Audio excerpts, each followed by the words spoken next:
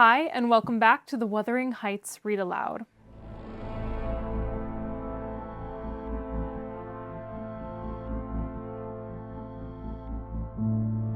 Last week, Cathy Jr. visited Linton in his house, and there was a very strange kind of fight/altercation.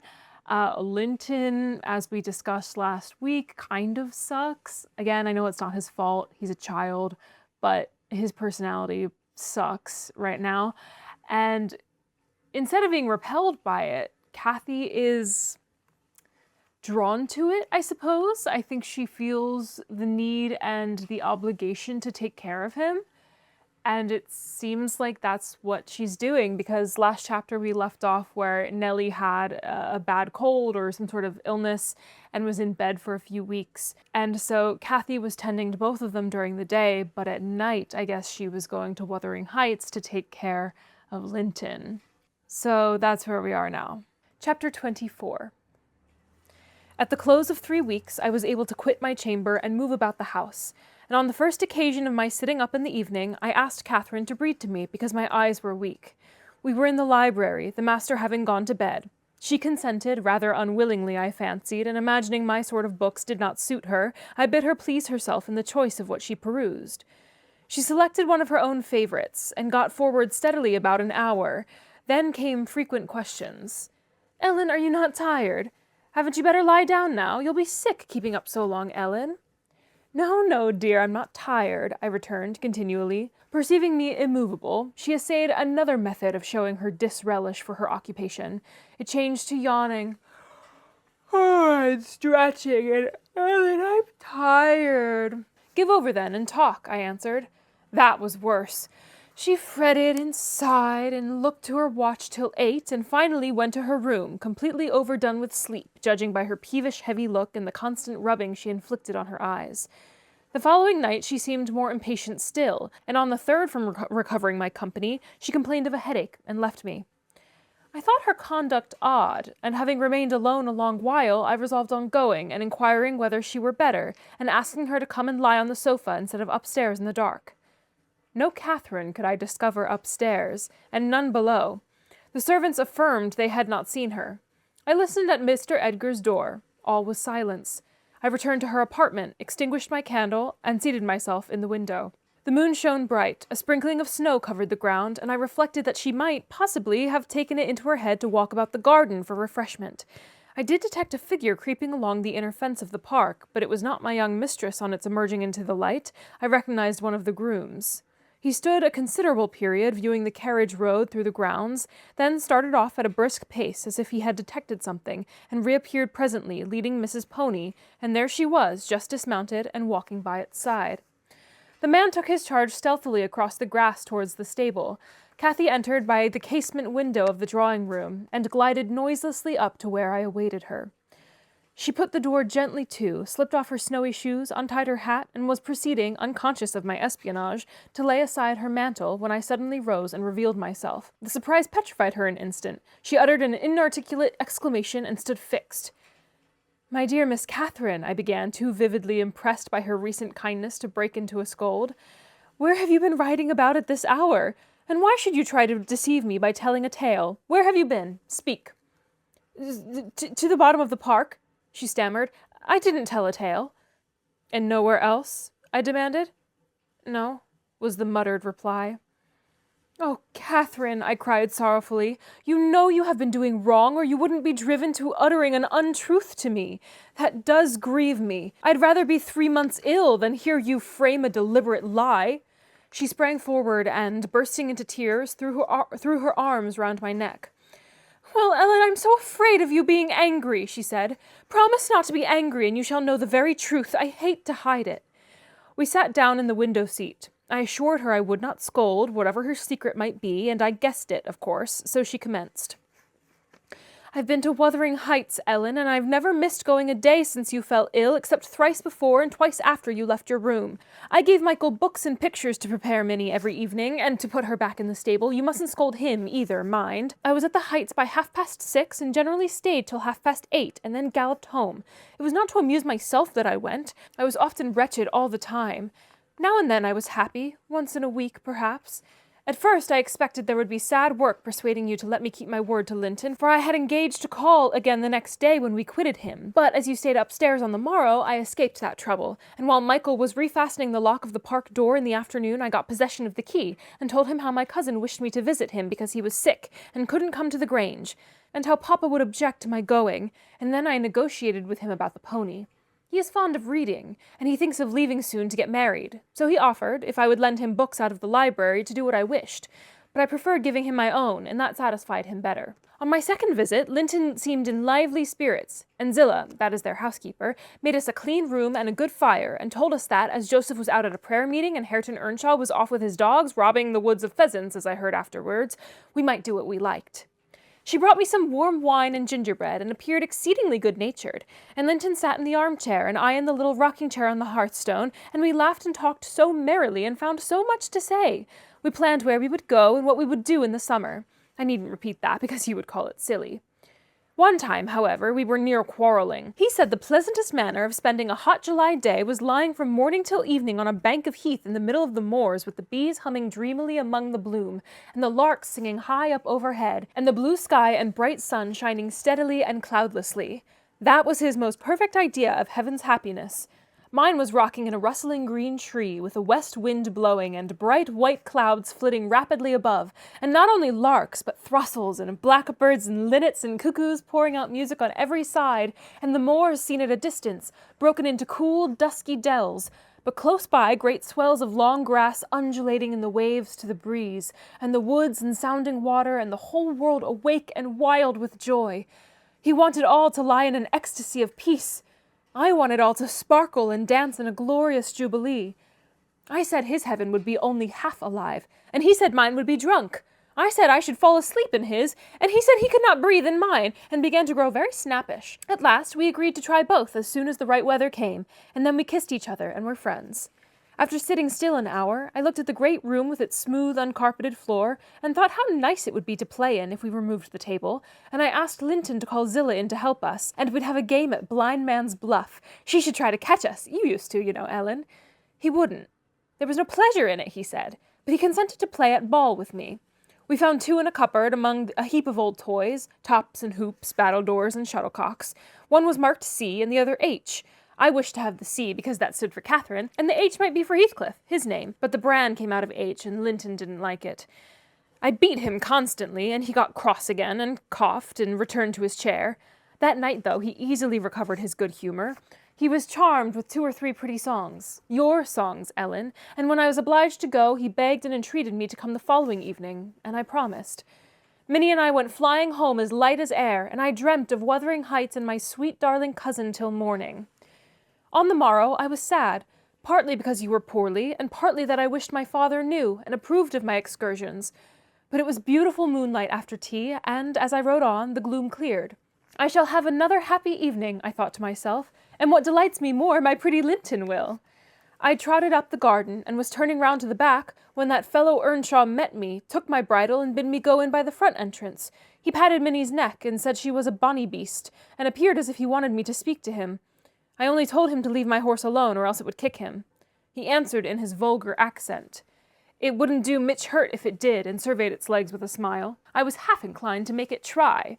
However, he moved off to the open door, and as he raised the latch, he looked up to the inscription above, and said with a stupid mixture of awkwardness and elation, Miss Catherine, I can read yon na.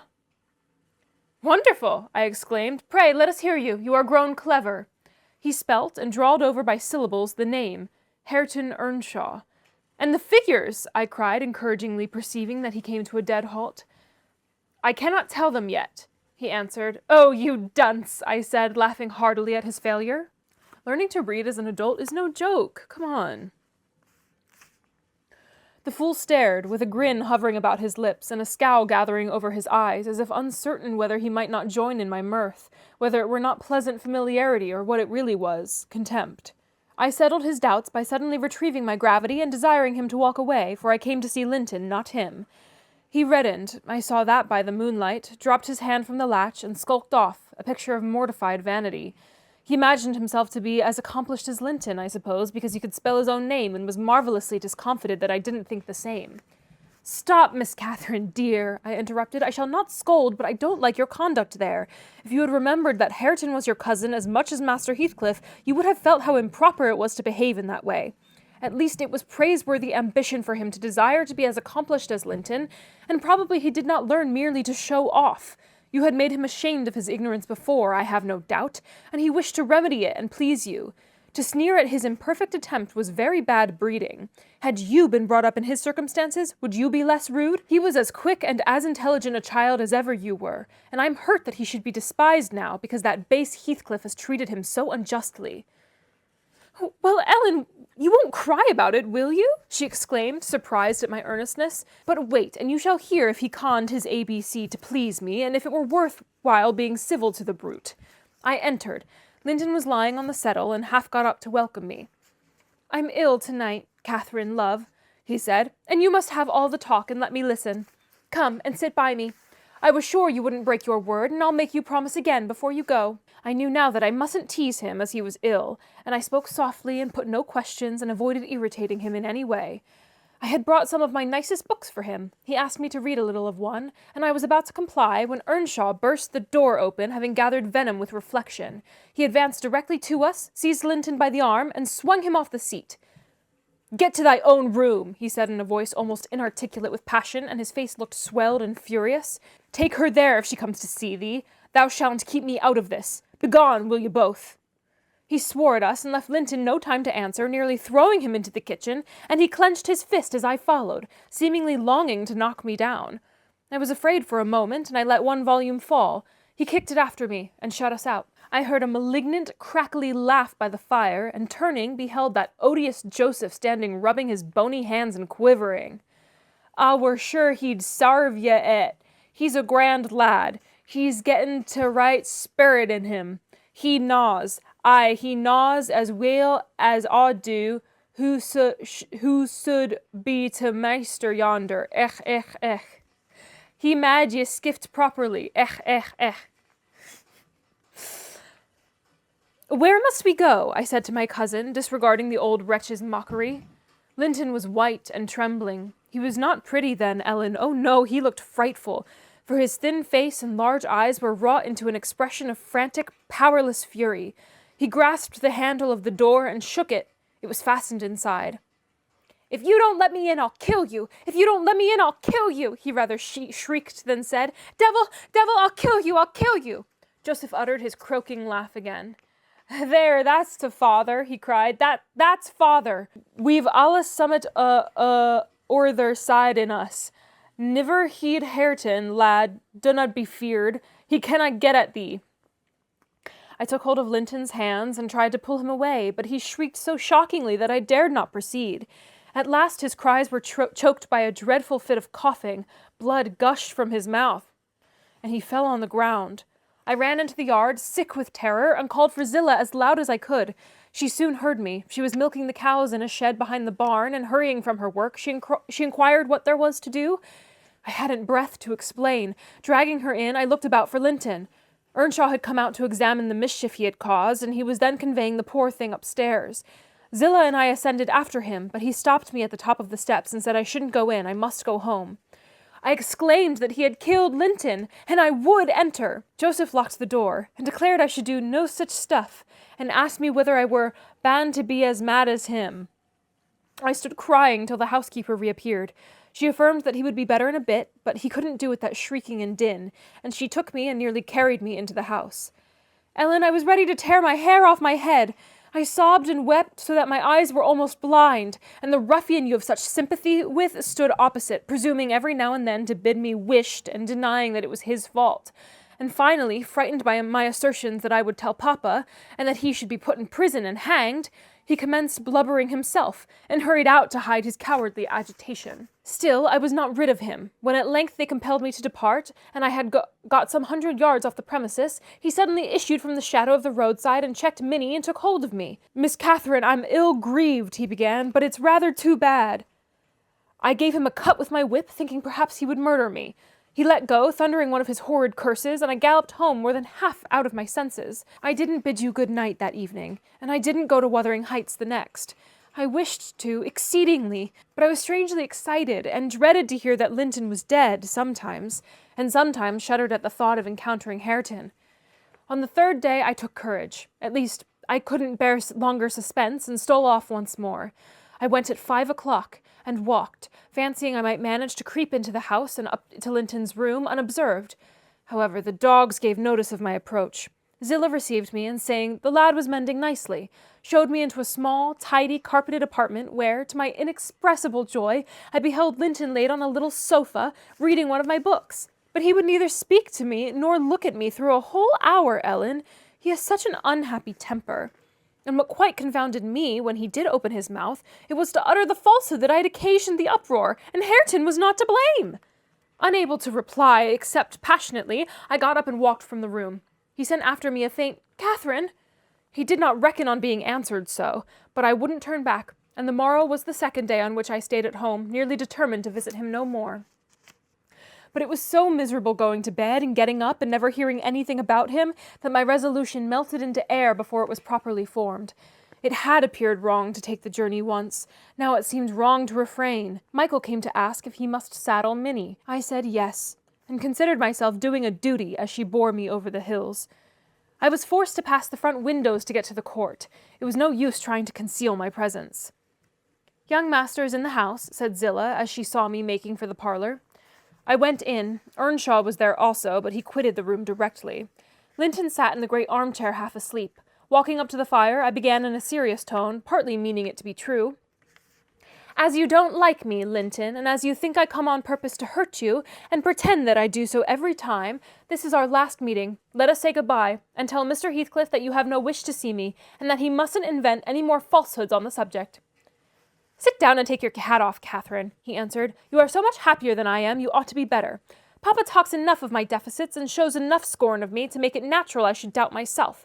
I doubt whether I am not altogether as worthless as he calls me, frequently, and then I feel so cross and bitter I hate everybody. I am worthless, and bad in temper and bad in spirit almost always, and if you choose, you may say good-bye. You'll get rid of an annoyance. Only, Catherine, do me this justice. Believe that if I might be as sweet and as kind and as good as you are, I would be, as willingly and more so than as happy and as healthy.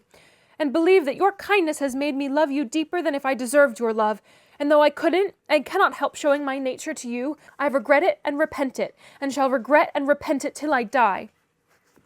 I felt he spoke the truth, and I felt I must forgive him. And though he should quarrel the next moment, I must forgive him again. We were reconciled, but we cried, both of us, the whole time I stayed. Not entirely for sorrow, yet I was sorry Linton had that distorted nature.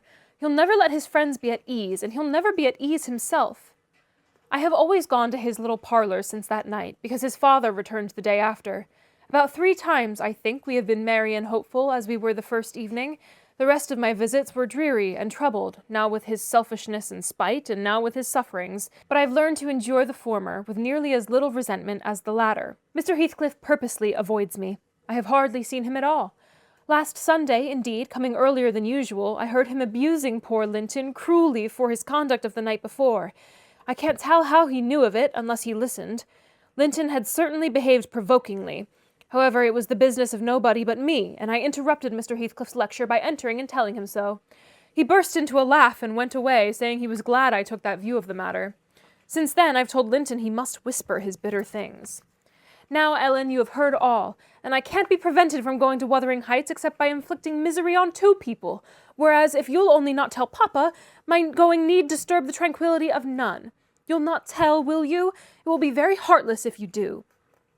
"I'll make up my mind on that point by tomorrow, Miss Catherine," I replied. "It requires some study, and so I'll leave you to your rest and go think it over." I thought it over aloud, in my master's presence, walking straight from her room to his and relating the whole story with the exception of her conversations with her cousin and any mention of Hareton. Mr. Linton was alarmed and distressed more than he would acknowledge to me. In the morning, Catherine learnt my betrayal of her confidence, and she learnt also that her secret visits were to end. In vain she wept and writhed against the interdict, and implored her father to have pity on Linton. All she got to comfort her was a promise that he would write, and give him leave to come to the Grange when he pleased, but explaining that he must no longer expect to see Catherine at Wuthering Heights. Perhaps, had he been aware of his nephew's disposition and state of health, he would have seen fit to withhold even that slight consolation. Did Edgar not read Romeo and Juliet? Chapter 25. These things happened last winter, sir, said Mrs. Dean, hardly more than a year ago. Okay, wait, we have timeline. Okay, slay. We're like close to the present moment. This is very exciting. I'm very excited. With less than 100 pages to go. Finally up to the present. Let's go. These things happened last winter, sir, said Mrs. Dean, hardly more than a year ago. Last winter I did not think at another 12 months' end I should be amusing a stranger to the family with relating them. Yet who knows how long you'll be a stranger? You're too young to rest always contented living by yourself, and I some way fancy no one could see Catherine Linton and not love her. You smile, but why do you look so lively and interested when I talk about her? And why have you asked me to hang her picture over your fireplace? And why... Wait, so Cathy and Linton aren't married? What's going on? They might have said that in the beginning of the novel, that she's not married. It has been too long since I have read the first couple chapters of this freaking book. Okay. Okay, gang. I have finally put myself out of my misery and reread the section in the beginning where Mr. Lockwood goes over to Wuthering Heights and figures out who everyone is, sort of. Or at least makes the unfortunate conjecture that Cathy Jr. is Heathcliff's wife. And they're like, haha, no, she's my daughter-in-law. And then Mr. Lockwood is like, oh, this is your son, meaning Hareton. And Mr. Heathcliff is like, nope, wrong again. Anyway, so Linton is dead, which I completely forgot. I mean, I kind of, you kind of assume based on how he's described, but I completely forgot that little detail because I read this 3 months ago. Anyway. Okay, so Nellie is like, you, Mr. Lockwood, you're young and dashing. Of course you like Cathy. She's a widow. So I suppose what still has to happen is that we have to find out that Linton Sr., like Edgar Linton, has passed away, and Linton Heathcliff has passed away within the past year, I suppose, because in order for the Grange to belong to Heathcliff, both of those things would have to be true. And Cathy would have had to have married Linton in that time. Okay, let's keep going. Now that now that I reread that important piece of information that for some reason I was stubbornly just like, no, I just want to be surprised. Okay, whatever, girl. Stop, my good friend, I cried. It may be very possible that I should love her, but would she love me? I doubt it too much to venture my tranquility by running into temptation, and then my home is not here. I'm of the busy world, and to its arms I must return. Go on. Was Catherine obedient to her father's commands? She was, continued the housekeeper. Her affection for him was still the chief sentiment in her heart, and he spoke without anger. He spoke in the deep tenderness of one about to leave his treasure amid perils and foes, where his remembered words would be the only aid that he could bequeath to guide her. He said to me a few days afterwards, I wish my nephew would write, Ellen, or call. Tell me sincerely what you think of him. Is he changed for the better, or is there a prospect of improvement as he grows a man? He's very delicate, sir, I replied, and scarcely likely to reach manhood. But this I can say, he does not resemble his father, and if Miss Catherine had the misfortune to marry him, he would not be beyond her control, unless she were extremely and foolishly indulgent. However, master, you'll have plenty of time to get acquainted with him and see whether he would suit her. It wants 4 years and more to his being of age. Edgar sighed, and walking to the window, looked out towards Gimmerton Kirk. It was a misty afternoon, but the February sun shone dimly, and we could just distinguish the 2 fir trees in the yard and the sparely scattered gravestones. I've prayed often, he half soliloquized, for the approach of what is coming, and now I begin to shrink and fear it. I thought the memory of the hour I came down that glen at bridegroom would be less sweet than the anticipation that I was soon, in a few months or possibly weeks, to be carried up and laid in its lonely hollow. Ellen, I've been very happy with my little Cathy. Through winter nights and summer days she was a living hope at my side. But I've been as happy musing by myself among those stones under that old church, lying through the long June evenings on the green mound of her mother's grave, and wishing, yearning for the time when I might lie beneath it. What can I do for Cathy? How must I quit her? I'd not care one moment for Linton being Heathcliff's son, nor for his taking her from me, if he could console her for my loss. I'd not care that Heathcliff gained his ends and triumphed in robbing me of my last blessing. But should Linton be unworthy, only a feeble tool to his father, I cannot abandon her to him. And hard though it be to crush her buoyant spirit, I must persevere in making her sad while I live and leaving her solitary when I die. Darling, I'd rather resign her to God and lay her in the earth before me. Resign her to God as it is, sir, I answered, and if we should lose you, which may he forbid, under his providence I'll stand her friend and counsellor to the last. Miss Catherine is a good girl. I don't fear that she will go wilfully wrong, and people who do their duty are always finally rewarded. Spring advanced, yet my master gathered no real strength, though he resumed his walks in the grounds with his daughter. To her inexperienced notions, this itself was a sign of convalescence, and then his cheek was often flushed, and his eyes were bright. She felt sure of his recovering. On her 17th birthday, he did not visit the churchyard.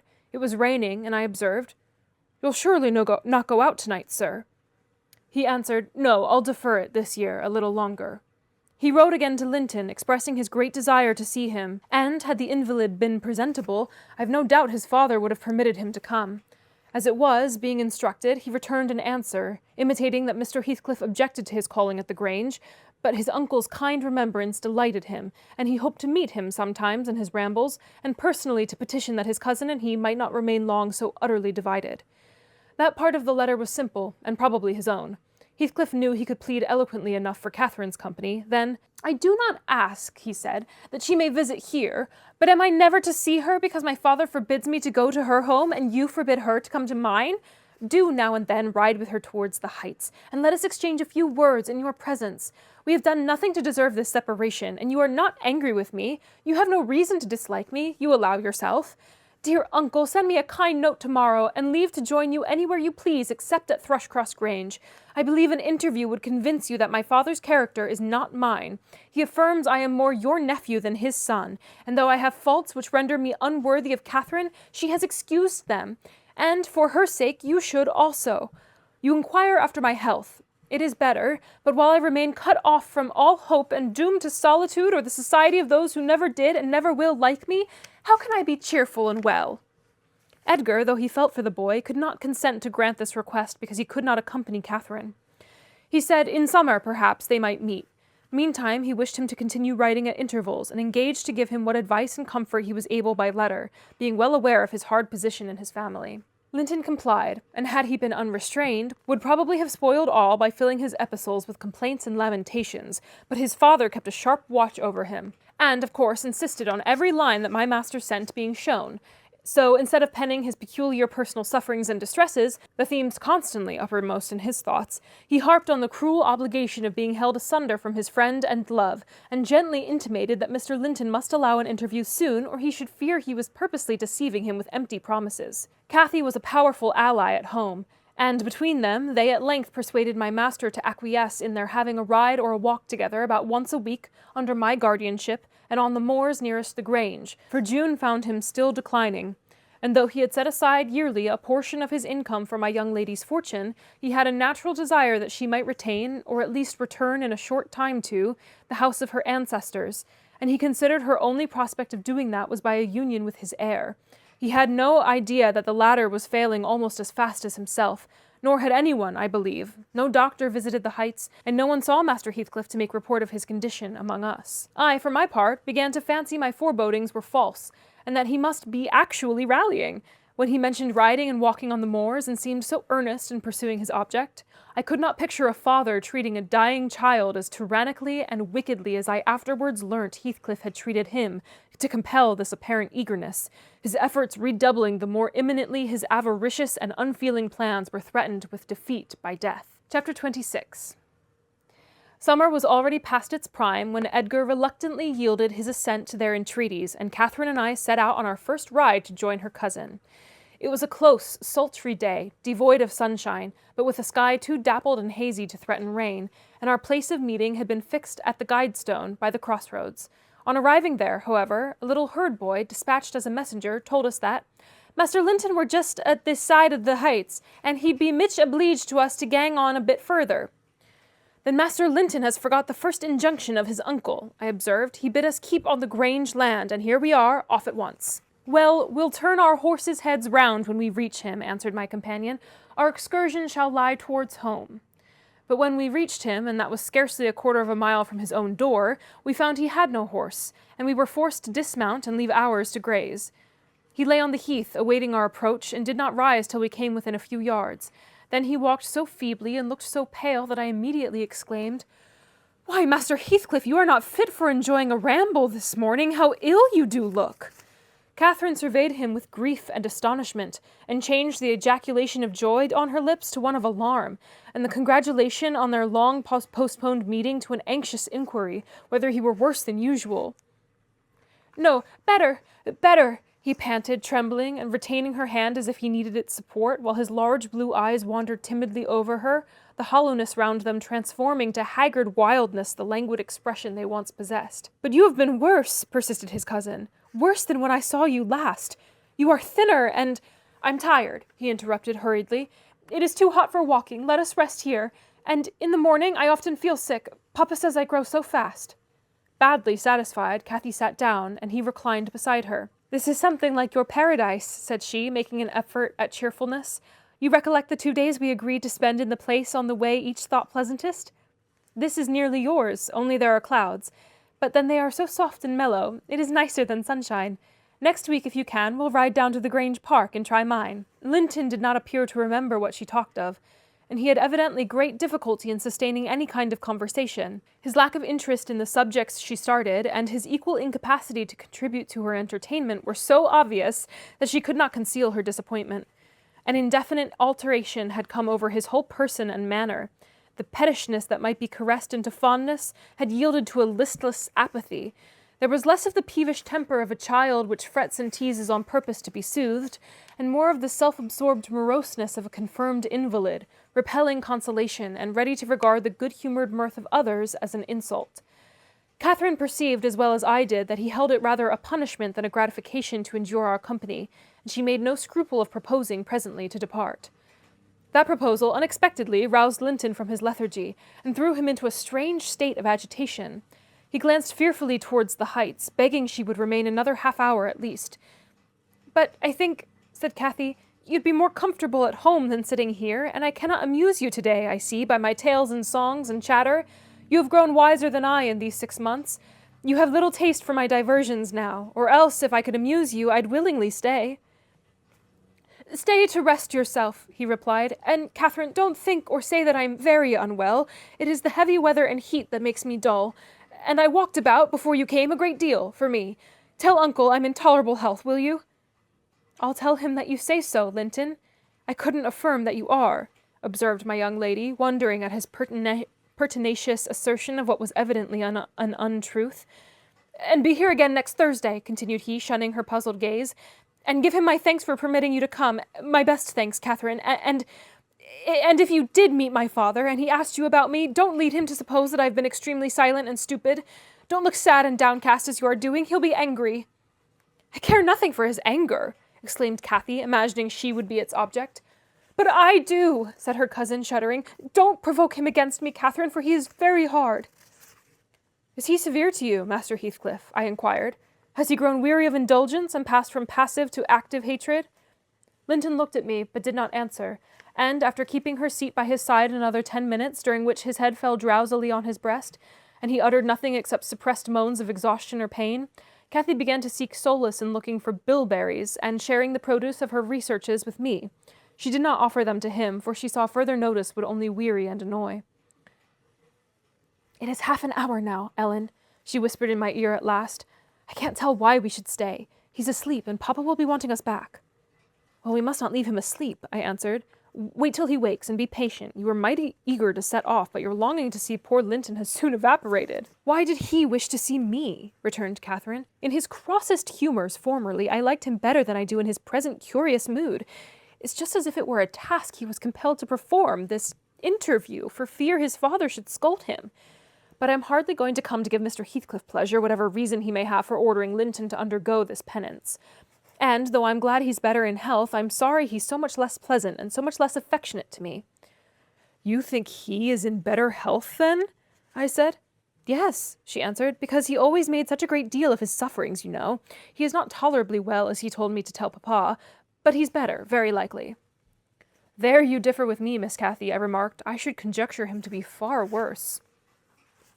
Linton here started from his slumber in bewildered terror and asked if anyone had called his name. No, said Catherine, unless in dreams. I cannot conceive how you managed to doze out of doors in the morning.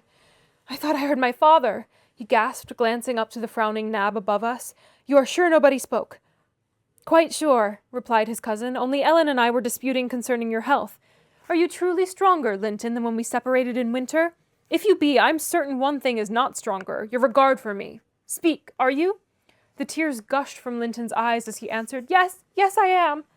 And, still under the spell of the imaginary voice, his gaze wandered up and down to detect its owner. Cathy rose. For today we must part, she said, and I won't conceal that I have been sadly disappointed with our meeting, though I'll mention it to nobody but you, not that I stand in awe of Mr. Heathcliff.